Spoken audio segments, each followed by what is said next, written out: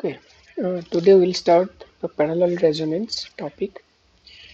As we have seen that there are two types of resonance.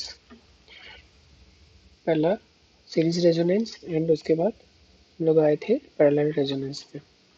तो parallel resonance अब हम लोग discuss करेंगे आज। तो उससे पहले हम लोग जैसे सीरीज रेजोनेंस में हम लोग क्या किए थे कि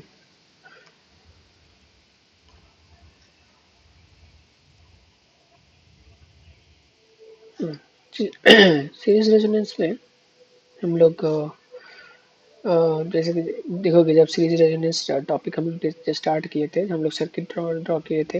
यहाँ पे तीनों component R L and C are connected in series. तो सीरीज में कनेक्शन था तीनों कंपोनेंट्स के बीच में एंड उसके साथ वोल्टेज सोर्स भी क्या था सीरीज में था। ठीक है, एक दूसरे के साथ। तो उसमें करंट कॉमन था, सब कंपोनेंट्स के थ्रू एक सेम करंट फ्लो कर रहा था। ठीक है, तो अभी हम लोग जो करेंगे यहाँ पे पैरेलल सर्किट में क्या होता है, पैरेलल सर्किट में कोई भी पैरेलल सर्किट ले लो, कोई भी सीरीज सर्किट ले लो, सीरीज में करंट सेम रहता है, वोल्टेज डिफरेंट रहता है हर एक कंपोनेंट के थ्रू एंड अक्रॉस। और पैरेलल रेजोनेंस में क्या रहता है, पैरेलल रेजोनेंस में करंट तो अलग हो जाता है क्योंकि पाथ हो जाता है करंट के लिए अलग अलग, और वोल्टेज लेकिन उसमें सेम रहता है। वो हम लोग देखेंगे यहाँ पे। अभी मैं सर्किट ड्रॉ करूँगा। तो जैसे कि यहाँ पे हम लोग सर्किट को ड्रॉ कर लेते हैं कि यहाँ पे मैं ये वोल्टेज सोर्स लगाया, उसके साथ पैरेलल में मेरा क्या होगा, रेजिस्टेंस होगा। ठीक है, और उसके साथ पैरेलल में आएगा इंडक्टर। ठीक है, तो इंडक्टर पैरेलल में आ गया और उसके साथ पैरेलल में क्या आएगा, कैपेसिटर। ठीक है, तो जैसे कि हम लोग देख रहे हैं यहाँ पे आर और L and C and the voltage source is connected in parallel. मतलब पैरेलल मतलब क्या है, सभी कंपोनेंट का जो नोड्स है मतलब टर्मिनल है, वो टर्मिनल सेम रहेगा। जैसे ये जो टर्मिनल है, रेजिस्टेंस का जो दो टर्मिनल है वो एक साथ कनेक्टेड है, सेम ही है इंडक्टर के टर्मिनल से। और सिमिलरली ये दोनों टर्मिनल सेम तरीके से कनेक्टेड है कैपेसिटर के टर्मिनल के साथ। तो बेसिकली क्या हो रहा है, ये पॉइंट और ये पॉइंट, ये पॉइंट और ये पॉइंट, सभी पॉइंट का पोटेंशियल क्या है, सेम है। सिमिलरली नीचे भी जितना भी यहाँ पे पॉइंट से जंक्शन से उसका पोटेंशियल सेम है। तो इसलिए हम लोग बोल रहे हैं कि जब सभी ये पैरेलली कनेक्टेड है, मतलब उसके अक्रॉस जो वोल्टेज है, यहाँ पे जो वोल्टेज हम लोगों को मिलेगा, that voltage is equal to the voltages of each elements। मतलब V is same as, मतलब C के अक्रॉस जो वोल्टेज है वो V से बराबर, V के बराबर है, L के बराबर भी है, R के बराबर भी है, एंड वही वोल्टेज V इक्वल किसके बराबर होगा, Vs के बराबर, क्योंकि पैरेलली कनेक्टेड है। तो हम लोग एक चीज़ यहाँ पे लिख सकते हैं, V is equal to V। ठीक है, फॉर पैरेलल सर्किट। तो ये सर्किट में हम लोग अब रेजोनेंस देखेंगे। तो जैसे कि हम लोग जेड हम लोग फाइंड आउट किए थे ना, जैसे सीरीज सर्किट के लिए हम लोग का जेड क्या था, जेड हम लोग का था आर स्क्वायर। थोड़ा रिकॉल करना है जो हम लोग स्टडी किए थे सीरीज में। अगर अभी याद नहीं आया है, एक बार और एक बार रिकैप कर लो, देख लो कैसे हम लोग सीरीज रेजोनेंस सर्किट किए थे। तो सीरीज रेजोनेंस में क्या हो रहा था कि तीनों रेजिस्टेंस मतलब सीरीज में था, और उसका जो impedance, overall impedance of the circuit हम लोग लिख सकते हैं square root of R square plus XL minus XC. हम लोग एज्यूम कर रहे हैं कि एक्सएल अगर बड़ा हो तो एक्सएल मतलब ग्रेटर है, ज़्यादा है एक्सी से, क्योंकि दोनों ही ओम में होता है। हाँ, रिएक्टेंस भी के रिएक्टेंस का फॉर्मूला, रिएक्टेंस का यूनिट क्या होता है, ओम होता है। ठीक है, और रेजिस्टेंस का भी तो ओम होता है, तभी जाके ये ऐड हो पाएगा, ऐड होके इम्पिडेंस फॉर्म करेगा। ठीक है, तो यहाँ पे हम लोग ये हम लोग को इक्वेशन था इम्पिडेंस का। ये इक्वेशन बेसिकली क्या बता रहा है कि जेड क्या, जेड मतलब इम्पिडेंस का मैग्नीट्यूड, और इम्पिडेंस का एक एंगल भी होता है, वो भी हम लोग देखे थे पहले, ऐसे फाइंड आउट किए थे, X L minus X C upon R. ठीक है, तो ये बेसिकली जेड, ये बेसिकली क्या है, जेड। और जेड को हम लोग क्या रखते हैं, सीरीज सर्किट के लिए मैं ये लिख रहा हूँ, series for series circuit, for series. मैं थोड़ा रिकैप करवा दे रहा हूँ, सीरीज सर्किट के लिए, सीरीज सर्किट के लिए है, ये मैग्नीट्यूड बता रहा है और ये फेज बता रहा है।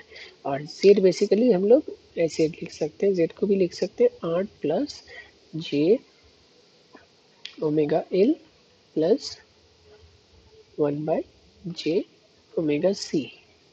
तो इसी को हम लोग ऐसे भी लिख सकते हैं, जे ओमेगा एल, जे ऑपरेटर होता है, कॉम्प्लेक्स में, कॉम्प्लेक्स क्वांटिटी है, तो जे 1/j को हम लोग लिख सकते हैं माइनस ऑफ जे।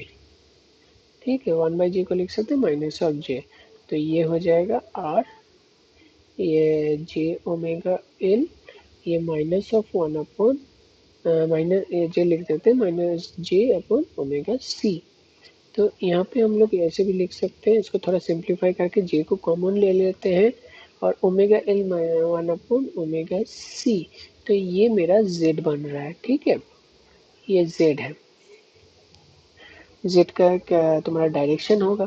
ठीक है, तो जेड है, तो मतलब एंगल होगा और एक मैग्नीट्यूड होगा। ये मेरा जेड का इक्वेशन है, और इसका जो एम्पलीट्यूड हम लोग निकाला है वही है कौन सा वाला इक्वेशन, ऊपर में जो इक्वेशन ये वाला, ये इक्वेशन ये है, ये वाला इक्वेशन।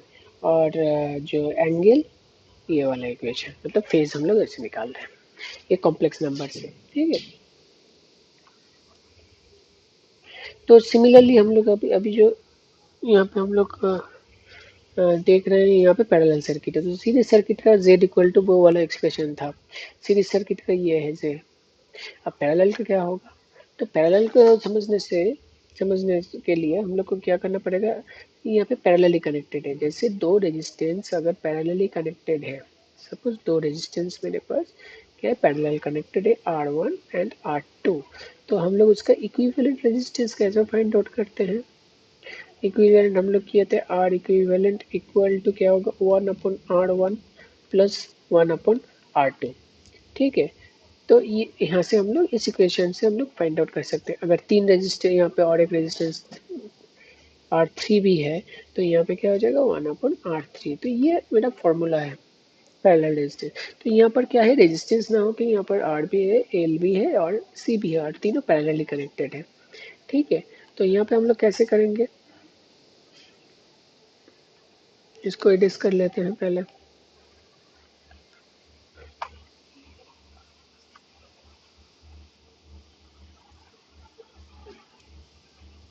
एक सेकंड।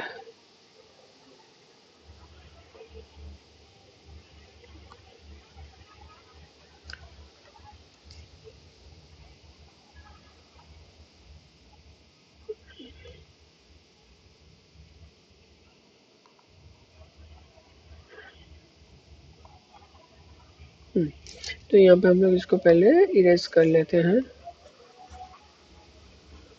ठीक है, तो यहाँ पर पैरेलल में है।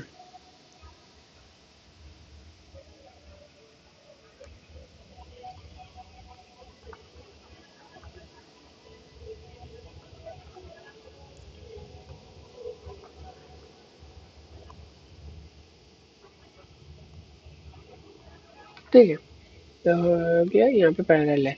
तो पैरेलल सर्किट में इस पाथ का इम्पीडेंस और मुझे जानना चाहिए, इस पाथ का इम्पीडेंस जानना चाहिए और इस पाथ का इम्पीडेंस जानना चाहिए। मान लेते हैं ये पाथ का इम्पीडेंस Z1 है, इस पाथ का इम्पीडेंस Z2 है, इस पाथ का इम्पीडेंस क्या है, Z3 है। तो Z1 इक्वल टू क्या लिख सकता हूँ, रूट स्क्वायर में R square plus X L minus X C whole square, but ये लिख सकता हूँ R XL minus X C whole square. ठीक है, तो एक्सएल और एक्स सी, तो पहला Z1 में क्या है, सिर्फ रेजिस्टेंस है, आर स्क्वायर है। एक्सएल का वैल्यू क्या है, यहाँ पे कोई इम्पिडेंस, यहाँ पे कोई रिएक्टेंस नहीं है, इंडक्टिव रिएक्टेंस एक्सएल नहीं है। एक्ससी भी कैपेसिटिव रिएक्टेंस दैट इज एक्ससी, वो भी नहीं है यहाँ पे। तो हम लोग दोनों वैल्यू जीरो है, तो ये बन जाता है सिर्फ आर स्क्वायर। तो ये निकल के आता है Z1 equal to are. Similarly Z2 को कैसे फाइंड आउट करोगे? Z2 को ऐसे हम लोग फाइंड आउट करेंगे R square plus XL minus X square. तो अब यहाँ पे Z2 कौन सा पाथ का इम्पिडेंस है? इस पाथ का इम्पिडेंस है, और यहाँ पे कोई रेजिस्टेंस नहीं है लेकिन इंडक्टर है, ठीक है, मतलब एक्सएल का वैल्यू है यहाँ पे। तो लेकिन आर स्क्वायर क्या है? आर स्क्वायर जीरो हो गया, तो ये हट गया, आर स्क्वायर तो जीरो हो गया, जीरो स्क्वायर, और यहाँ पे एक्सएल हुआ, और एक्सी क्या है? कैपेसिटेंस है क्या? नहीं है, तो कैपेसिटेंस का वैल्यू भी जीरो है। तो ये निकल के क्या आया? एक्सएल माइनस जीरो, ये एक्सएल ही रहेगा, तो एक्सएल स्क्वायर और वो हो जाएगा एक्सएल। तो ये आ गया एक्सएल। Z2 इक्वल टू क्या हुआ? एक्सएल। सिमिलरली Z3 क्या आएगा? तुम लोग ही बता सकते हो। तो यहाँ पे क्या है? आर स्क्वायर तो है क्या थर्ड पाथ में? यहाँ पे आर आर का मतलब रेजिस्टेंस नहीं है, इंडक्टर भी नहीं है, तो है क्या? एक्सी है। तो ये भी जीरो हो गया, एक्सएल भी जीरो हो गया, एक्सी है, तो ये हो गया। तो अब Z3 इक्वल टू क्या हो जाएगा? जीरो, ये भी zero, minus XC whole square, XC square, तो ये आ जाएगा एक्सी स्क्वायर, तो ये आ गया एक्सी। तो Z3 is equal to XC, Z2 is equal to XL, और Z1 इक्वल टू आर, ऐसे हो गया। तो अब ये तीनों क्या है? पैरेलली है। तो इसका इक्विवेलेंट रेजिस्टेंस क्या होगा? इक्विवेलेंट सॉरी इम्पीडेंस क्या होगा? 1/Z में नाम दे रहा, तो ये हो जाएगा 1/Z1 plus 1/Z2 plus 1/Z3, है ना? क्योंकि ये क्या होगा? ये पैरेलली कनेक्टेड है, पैरेलल में क्या होता है? उल्टा हो जाता है ना? जैसे हम लोग I R equivalent equal to क्या होता है? 1/R1 प्लस 1/R2, ऐसे तीन कंपोनेंट होगा, 1/R3 भी होगा, ठीक है। तो यहाँ पे हम लोग यहाँ पे हम लोग पुट कर देते हैं। Z1 क्या है? 1/R, ये क्या है? 1/Z2 क्या है? एक्सएल, और 1/Z3 क्या है? एक्सी। तो Z3 क्या है? एक्सी। अब हम लोग एक्सएल एक्सी के वैल्यू पुट कर रहे हैं, तो 1/R प्लस 1/एक्सएल क्या होता है? ओमेगा जे ओमेगा एल होता है, ठीक है, और एक्सी क्या होता है?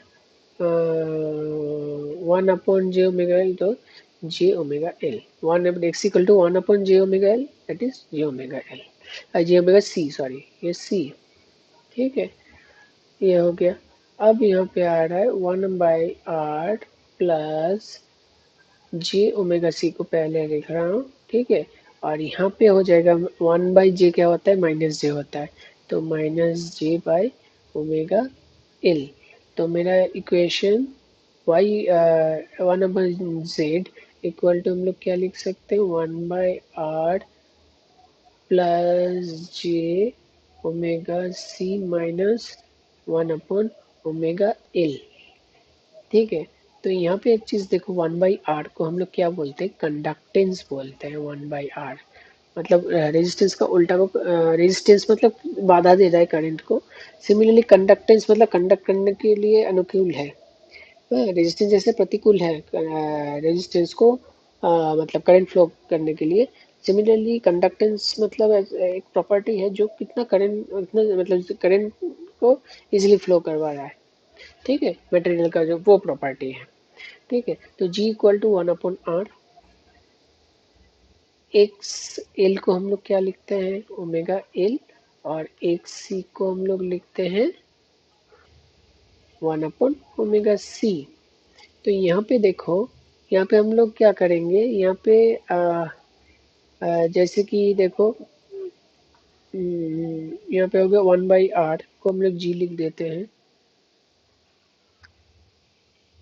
Y ओमेगा सी मतलब क्या है? ओमेगा सी मतलब अगर ओमेगा उल्टा हो रहा है, इसका उल्टा है, तो ओमेगा सी को मैं लिख सकता हूँ 1/एक्स x C.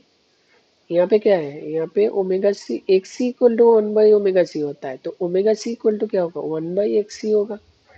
Similarly X L equal to omega L होता है, तो 1/ओमेगा एल जो कि यहाँ पे ये वाला टर्म है, ये वाला टर्म है, तो 1/ओमेगा एल क्या होगा, 1/एक्स एल होगा।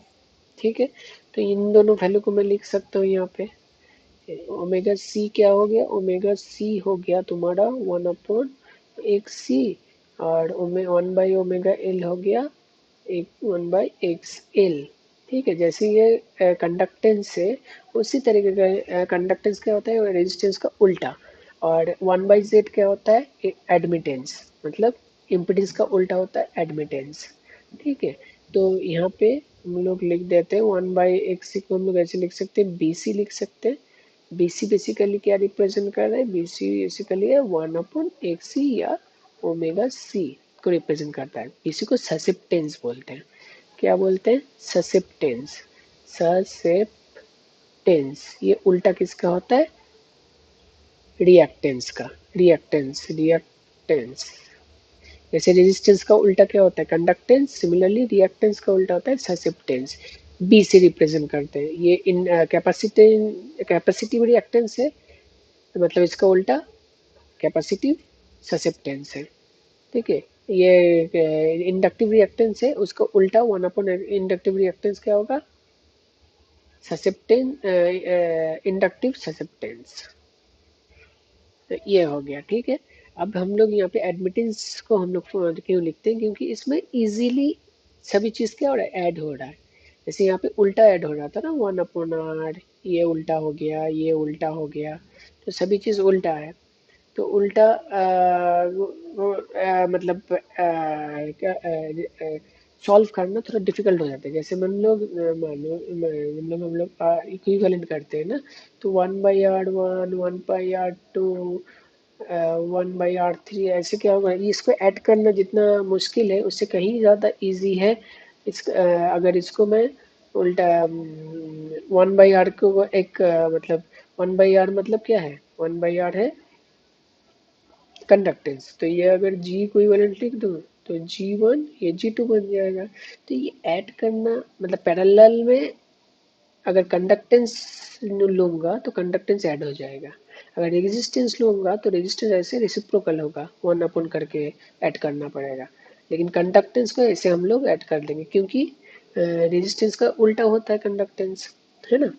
तो ये एक एडवांटेज है। तो इसलिए पैरेलल सर्किट में हम लोग क्या करते हैं, उल्टा वाला इम्पिडेंस ना करके हम लोग एडमिटेंस निकालते हैं, कैपेसिटी रिएक्टेंस ना निकाल के हम लोग ससेप्टेंस करते हैं। ठीक है, और यहाँ पे रेजिस्टेंस की जगह पे जी मतलब क्या है, कंडक्टेंस हम लोग निकाल। ठीक है, तो अभी सेम तरीके से जैसे हम लोग यहाँ पे जेड इक्वल टू ये फाइंड आउट किए थे ना, फिर यहाँ पे z इक्वल टू ये वाला इक्वेशन फाइंड आउट किए थे।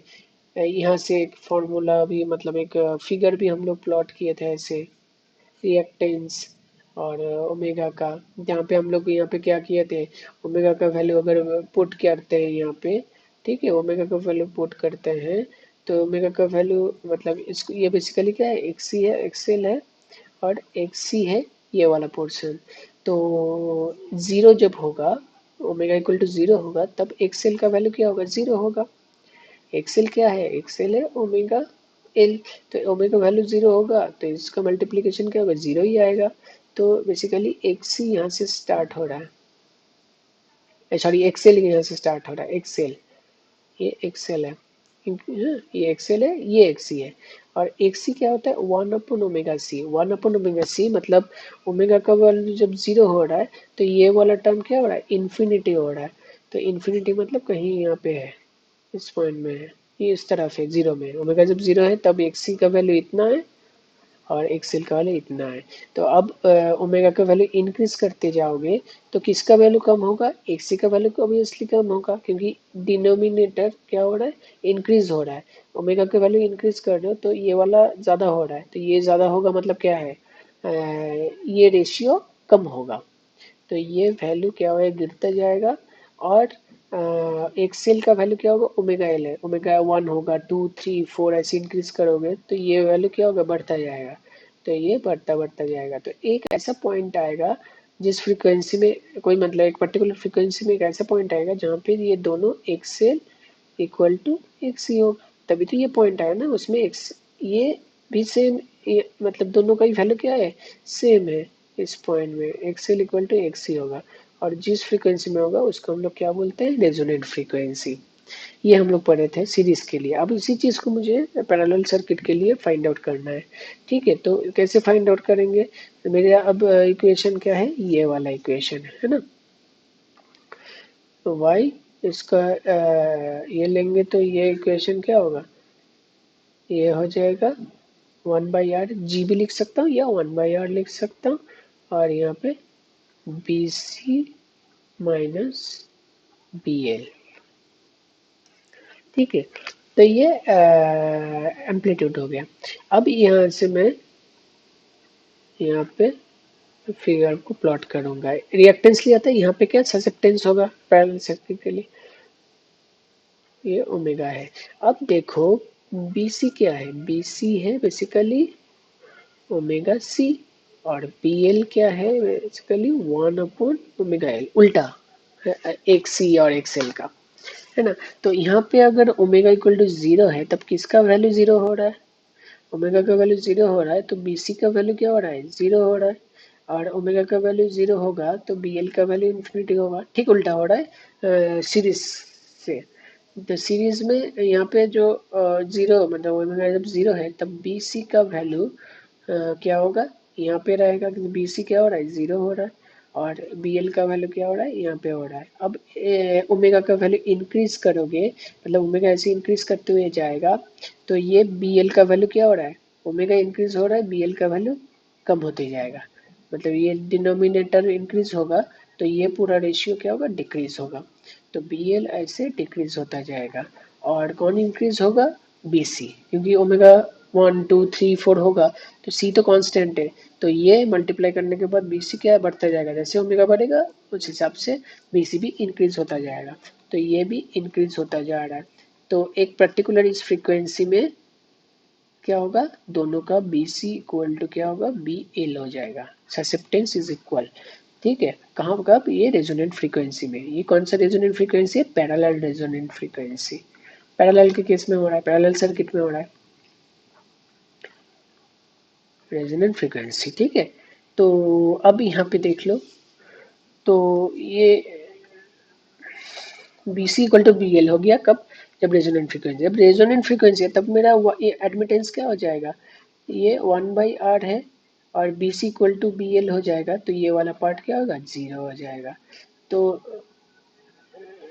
एडमिटेंस क्या होगा, 1/r आएगा, क्योंकि ये स्क्वायर है, ये बेसिकली स्क्वायर है, और ये भी स्क्वायर है ना। तो ये स्क्वायर है, 1/r हो गया, मतलब Z इक्वल टू क्या होगा, R होगा, मतलब कंडीशन वही है मेरा, मतलब इम्पिडेंस क्या होगा, मिनिमम होगा, है ना। ठीक है, तो अभी हम लोग कंडीशन, तो किस फ्रीक्वेंसी में ये होगा वो कंडीशन हम लोग निकाल लेंगे, जैसे सर्किट में एक्सएल इक्वल टू एक्सी करके इसका वैल्यू पुट करके, ये ओमेगा एल था, ये 1/ओमेगा सी था, तो ऐसे ही इस इक्वेशन से ओमेगा इक्वल टू क्या हो रहा है, 1/एल सी, ओमेगा स्क्वायर इक्वल 1/एल सी, तो वहां से हम लोग का ओमेगा नॉट कितना आ रहा है, ओमेगा नॉट मतलब रेजोनेंट फ्रीक्वेंसी। ठीक है, ये आ रहा था, तो अब इस पोजीशन में क्या आएगा वो हम लोग फाइंड आउट करेंगे। ठीक है, तो यहाँ पे क्या था, ये वाला टर्म क्या होगा, 0 होगा, क्योंकि BC रेजोनेंट कंडीशन में BC इक्वल टू BL होगा ना, तो ये पार्ट 0 होगा, तो ये पार्ट बेसिकली कंडीशन क्या है, BC इक्वल टू BL, है ना। तो इक्वल टू BL, तो BC बेसिकली क्या है, BC है ओमेगा सी, और BL क्या है, 1/ओमेगा एल। तो ओमेगा को मैं लेफ्ट हैंड साइड में रख रहा हूँ, ओमेगा स्क्वायर हो गया, और इसको 1/एल सी।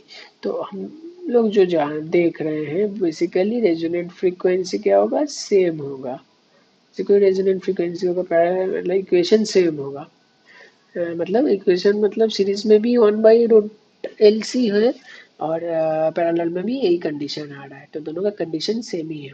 ठीक है, रेजोनेंट फ्रीक्वेंसी सेम है। ठीक है, लेकिन एक चीज यहाँ पे देखना पड़ेगा कि क्या है, ये मेरा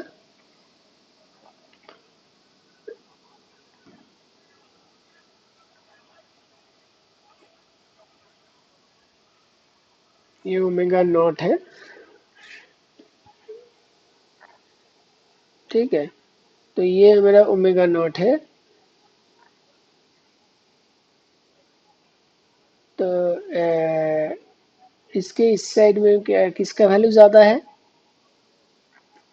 इसका वैल्यू, इस फिगर से देखो ना किसका वैल्यू ज्यादा है, इसका वैल्यू बी एल का वैल्यू ज्यादा है। और इस साइड में किसका वैल्यू ज्यादा हो रहा है, सी, ये बी एल कम होते जा रहा है, ये बी एल है और ये बी सी है। तो इस साइड में रेजोनेंट फ्रीक्वेंसी, इस साइड में कैपेसिटिव सर्किट का इफेक्ट ज्यादा है या इसमें इंडक्टिव इफेक्ट का ज्यादा है। जो हम लोग सीरीज में पढ़े थे उसमें देखे थे इस साइड कैपेसिटिव का ज्यादा था, इस साइड इंडक्टिव का ज्यादा था। लेकिन यहाँ पे उल्टा, यहाँ पे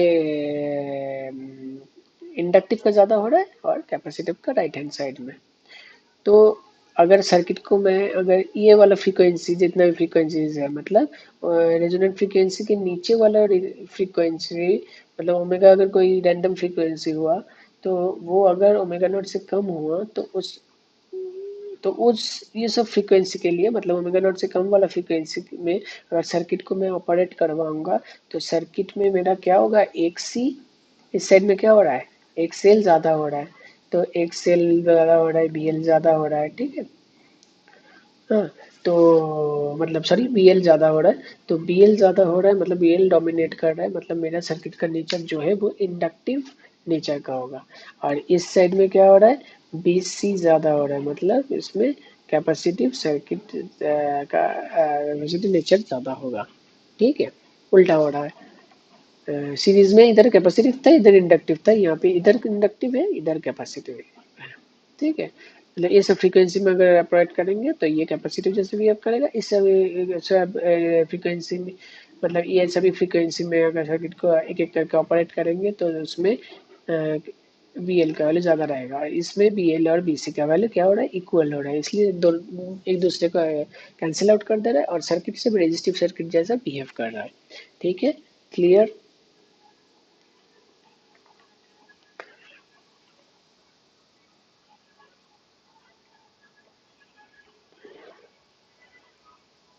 चलो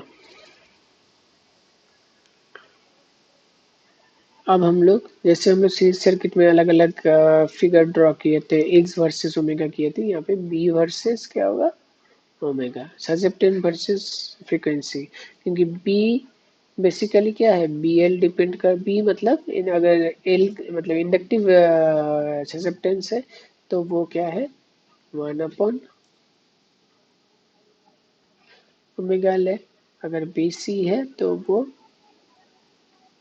ओमेगा एल है, ठीक है। तो ये ओमेगा के ऊपर डिपेंड कर रहा है बी, तो बी वाई एक्सेस में रहेगा, ओमेगा एक्स एक्सेस में रहेगा, और उसके डिफरेंट वैल्यूज को हम लोग प्लॉट करेंगे, ठीक है, जैसे हम लोग उसमें किए थे।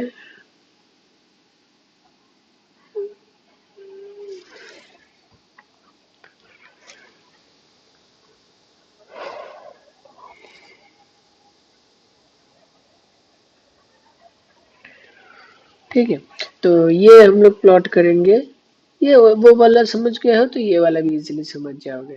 तो बेसिकली यहाँ पे हम लोग वाई एक्सिस में ससेप्टेंस को प्लॉट करेंगे और यहाँ पे फ्रीक्वेंसी का। तो ये क्या है, ये बेसिकली यहाँ पे देखो ये एक स्ट्रेट लाइन जैसी इक्वेशन है, ओमेगा इंटू एल, एल तो कांस्टेंट है, ओमेगा है, तो ये बेसिकली ये रिप्रेजेंट कर रहा है ये B C, that is omega C, omega C. Straight line जैसे इक्वेशन, क्योंकि ओमेगा जब जीरो होगा तब ये भी जीरो होगा, तो इसलिए ये ओरिजिन से स्टार्ट हो रहा है, ठीक है। Similarly B L equal to 1 upon omega L है, तो ओमेगा जब जीरो है, यहाँ से इसलिए स्टार्ट हो रहा है क्योंकि ओमेगा जीरो है, तो बी सी यहाँ से स्टार्ट होगा। सिमिलरली ओमेगा जब जीरो है तो बी एल क्या होगा, 1/0, इन्फिनिटी है, तो बी एल कहीं यहाँ से इनफाइनाइट से स्टार्ट होगा और इसका जो आएगा कुछ इस तरीके से आएगा। इसका ग्राफ, इस इक्वेशन का ग्राफ है ये वाला। तो ये रिप्रेजेंट कर रहा है बी एल को। अब देखो आप क्या कर रहे हैं, दोनों का रिजल्टेंट होगा, ठीक है, दोनों का रिजल्टेंट होगा, दोनों का डिफरेंस होगा, वही है मेरा नेट बी, नेट है एक्सेप्टेंस जो कि बी ए को रिप्रेजेंट कर रहा है। तो जीरो माइनस इन्फिनिटी, यहाँ पे इन्फिनिटी है, बी का वैल्यू यहाँ पे जीरो है, तो जीरो माइनस इन्फिनिटी क्या होगा, माइनस मतलब माइनस में इन्फिनिटी में आएगा, ठीक है। तो यहाँ से स्टार्ट होगा, यहाँ से होते हुए ऐसे जाएगा।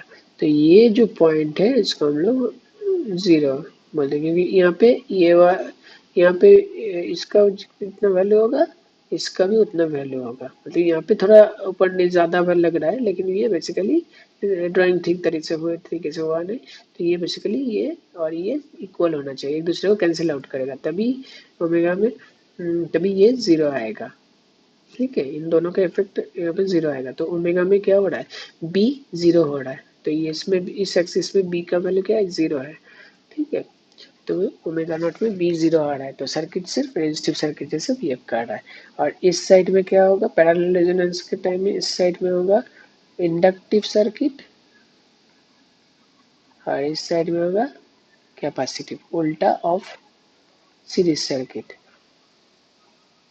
इसमें कैपेसिटिव था, इसमें इंडक्टिव था सीरीज रेजोनेंस में, ठीक है। तो ऐसे ये हो गया, एक एक करके हम लोग अलग अलग सर्किट मतलब फिगर को हम लोग यहाँ पे देखेंगे।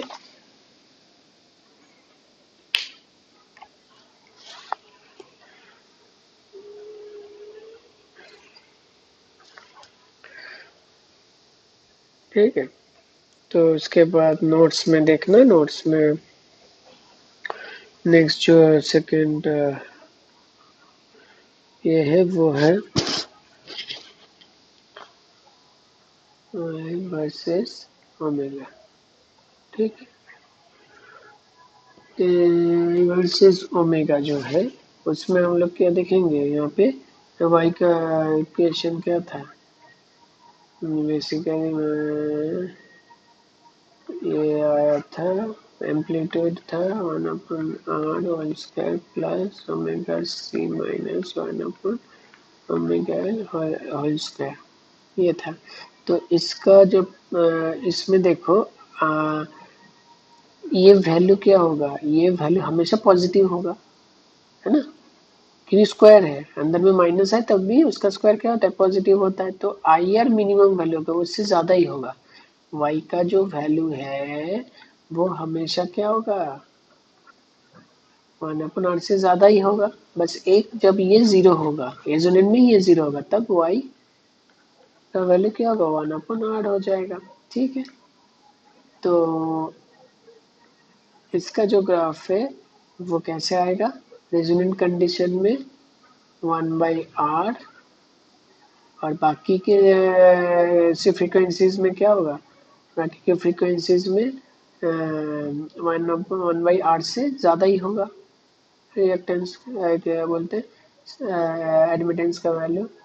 तो कुछ इस तरीके से करवाएगा, ये होगा लैगिंग क्योंकि यहाँ पे इंडक्टिव इफेक्ट है इस साइड में, और इस साइड में क्या होगा, लीडिंग, लीडिंग मतलब कैपेसिटिव, है ना। चलो, तो ये y है, ठीक है।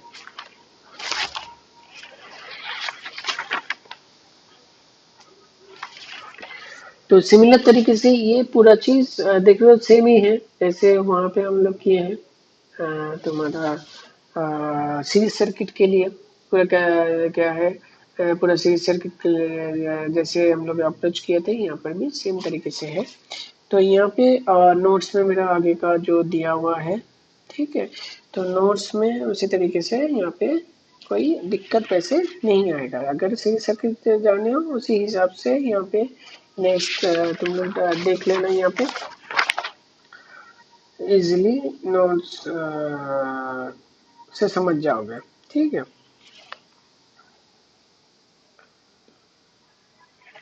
जैसे वो हम लोग बैंडविड्थ निकाले थे, बैंडविड्थ का इक्वेशन, फिर क्वालिटी फैक्टर का इक्वेशन, बैंडविड्थ जैसे आया था कितना equal to R by L series circuit के लिए।